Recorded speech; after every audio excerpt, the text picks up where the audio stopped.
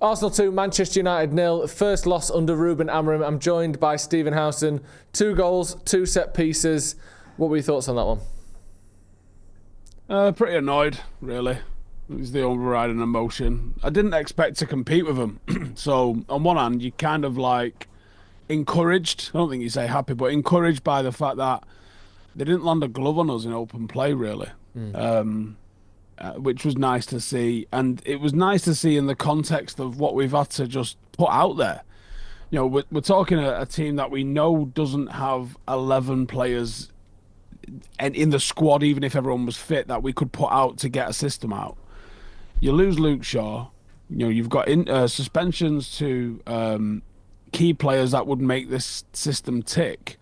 And we go out and resurrect 3 players from the dead who haven't, you know, between them, they must have played about 5 matches of football in the last, collectively 3 years. And we did a largely serviceable job for a minute. And in open play. And then you get done by just, set pieces are a part of the game, but for a club that absolutely used to wank themselves into oblivion because they could make triangles with a ball, relying on set pieces to win is a little bit pathetic, isn't it? It does have that feel of a bit pathetic, and I wonder if that's why people, I don't know, maybe have neglected it a little bit in the past. Because they were showing a graphic on Prime at the end, I don't know if you saw, where I think they were looking at all the other teams who had scored the most set pieces in Europe this season, and the second highest was 17, and then Arsenal were on 22, like a 25% jump.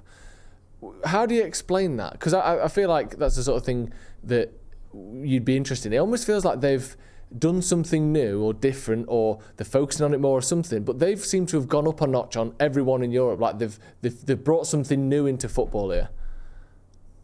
There's a book just out of my reach behind the camera over there. Das Reboot, Raphael Honigstein, talks about Germany when they won the World Cup 2014. And again, football's cyclical, and people forget about, you know, we were talking the other day about balls going from defence into the striker. It's not a new thing. It's an old thing. And the way Arsenal kind of set up at the moment is very reminiscent of what was successful for Germany during the 2014 World Cup. Do you remember that Germany team? It was heavily criticised for having 4 centre-halves across a back 4. Remember? And one of the quotes of the book that stuck with me is, if we can't score a goal, we'll just score a standard, which is a set play. And that was what they got good at. By having 4 centre-halves on the pitch, you have 4, because it's usually centre-halves who are effective in that, weirdly. Yeah. You have 4 players that are effective in those areas, and you become quite adept at set plays. And I feel like Arteta's kind of taken a bit of a leaf out of that, which, you know, I haven't seen anyone draw those parallels yet. But I think that's a little bit about what he's done there. They have got very good at set plays. I said just before we went live in it, set plays fucking annoy me. In the sense of, obviously, you know, I coach amateur football, but we're a team that plays well with the ball, and then we lose to shitbag teams on set plays. Happens a lot. We concede set plays, and the frustration for me is that I think set plays are a little bit about desire as much as anything else. There's one fucking ball, and I don't like this trend of modern football where the entire, I think what people have done is they've analysed the numbers and gone, set plays are really dangerous. Forget leaving people up for the counter-attack threat. The entire team is now in the box. So what you'll quite often get is the opposition that's attacking will leave 2 players halfway into your half as a counter-attacking threat, leaving essentially 19 players in the box, which is mental, right? And I don't think it helps. And I think I would like to see teams leaving 3 players on the halfway line and just saying, right, fucking deal with that then. Because watch what happens if we do get a counter now. You're going to be overloaded. And start flipping it around a little bit like that. With there only being the 1 ball, it shouldn't matter. Whatever shape you make with your blokes, nobody has a precise enough delivery where we're talking American football quarterback level stuff. it goes into an area, and then what generally happens is it favours the attacking team a little bit because they start deep, 10, 15 yard deep. They get a bit of a head of steam up as they're attacking the ball. They gamble on roughly where it's going to end up. And they're usually coming up against defenders who are zonal, or even if they're man marking, but they're flat-footed by and large. So the advantage always flips to the attacking team in that sense. But there's one bastard ball, Joe. I don't understand why you don't have... someone's going to have to give me an analogy from another sport here. But some sort of a fella, right, who just starts sprinting when they run up and bosh it in. And his whole job is head the bastard thing, right? You're not marking anyone. You're not blocking anyone. You are operation, head the fucking ball away. That's what you are. And see what happens. Wherever it goes. You go front post or go back post. Don't care. Head it. Find it. Or, I don't know, call me old-fashioned. How about the fella who's allowed to use his hands, that's wearing gloves, can go fucking catch it? Because guess what? That is longer than that. Yeah. So why don't we do that? You shouldn't be losing. If he can get anywhere near it, first one, he's stuck right on his line. The second one, they've tried to pen him in a little bit. But that's obviously part of the tactic. But why don't we just fucking move? One ball. Go get it. It's hard, isn't it? And like you said, there are things that you can stack in your favour to make the attacking team have the advantage. And like you said, one of the things that happens almost as a result of that is you have no one back, no one out. So there was points tonight where they were putting the ball in our box, and I counted like 15 players in our 6-yard box. That's like a disaster if you're a defending team. Yeah, because it feels we saw like the second you're goal. asking for pinball. Yeah, and well, the second goal was pinball, wasn't it? They just headed it back across, and it hit Saliba, who was a yard out, and it went in. So, like, at that point, you're almost saying to him, the only way we don't concede here is just a toss of a coin, and that doesn't feel good enough to me. No.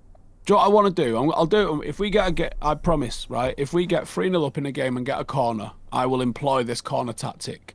I want to basically put, the formation that you see on paper when someone writes a team out. I want to put that. When you're defending a corner? Yeah. So I'll leave my 2 centre halves in a box and the rest of the team in formation ahead of it. Because what do you think the opposition will do? They will not do their regular corner routine. Yeah. They'll go, oh shit, what are we going to do here? Yeah. And also the thing that happens with that is there's so much more space for the keeper to come out and claim the ball. Because tonight I think Onana, part of it, he's weighing up, should I go, should I stay? And like I said, there's 15 players around him. If I go and get this wrong, then there's a completely open net behind me. And in the end, he almost becomes sort of useless anyway. Let's just move on from that. Wait, go back on that. I Okay. wonder, do we need a dark arts? Okay. And diving is the thing that I'm thinking about here. You can't touch a goalkeeper, yes or no? Yeah, completely. You nowhere near him. Do we need Onana to just start running into people and falling over?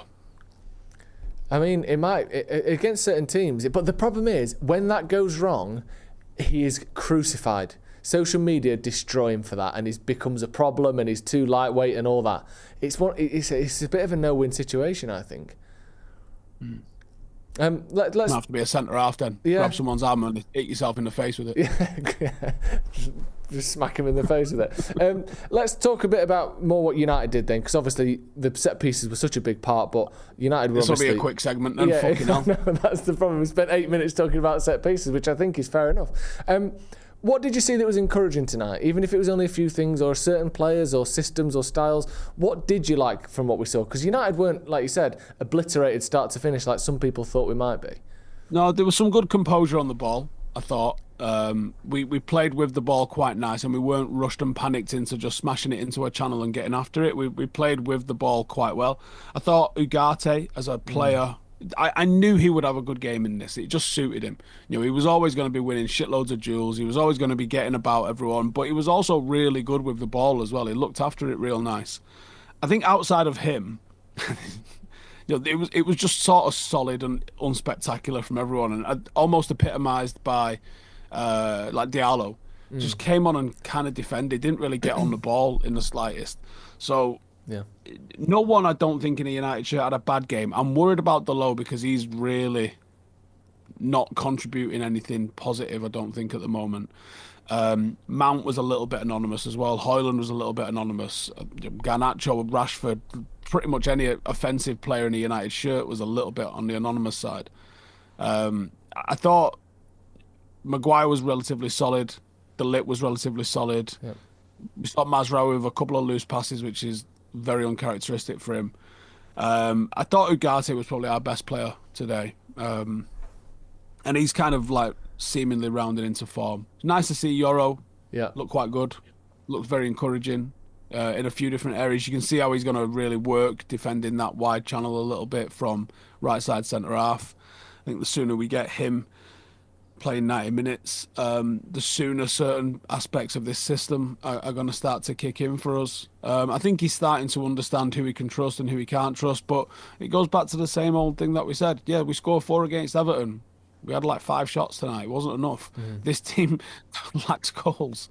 You know, it's that balancing out of... I think we had a similar XG tonight, just below, actually, to what we had against Everton. And if that doesn't just fucking tell you that it was a bit of a balancing, and actually it was a lot lower. I'm wrong on that. It was a lot lower. It was only 0.3. But either way, Yeah. you know, It wasn't. we had like 0.8 against Everton. Yeah, it was 4 goals from not a lot the other night, and no goals from not a lot tonight. Just finally, if you're... There wasn't even any chances, was there? Wasn't even one where you're like, oh, that could have gone in. The De Ligt one was a good header, but it's a dinked cross. He's going backwards, and I think he gets literally everything out of that he possibly could.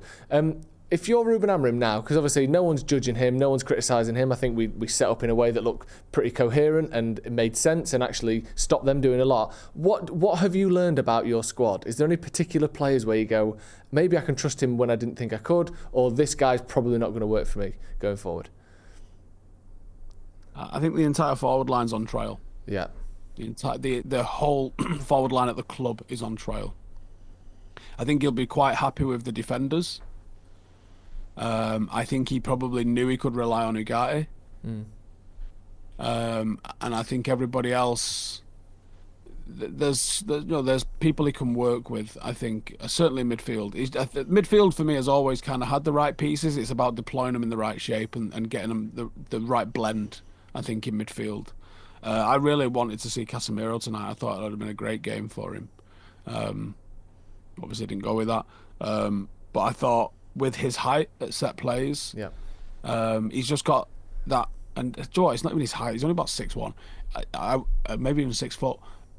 He's just got that weird knack of getting on the end of stuff. And again, that's to me sort of explains it. It's about desire.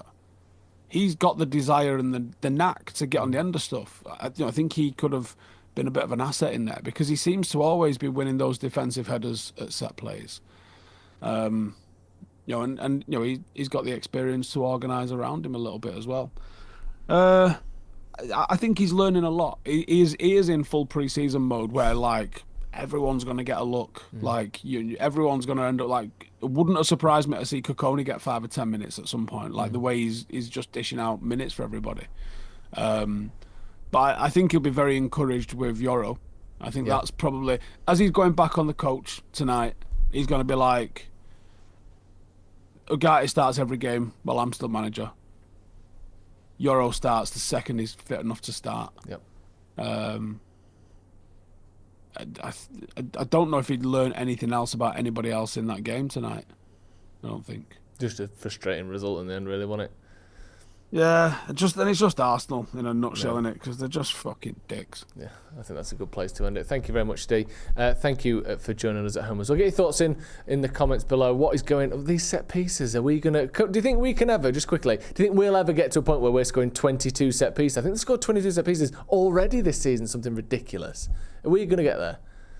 No, you might end up with like a godlike free kick taker, but a godlike free kick taker scores 4 or 5 a year. Yeah.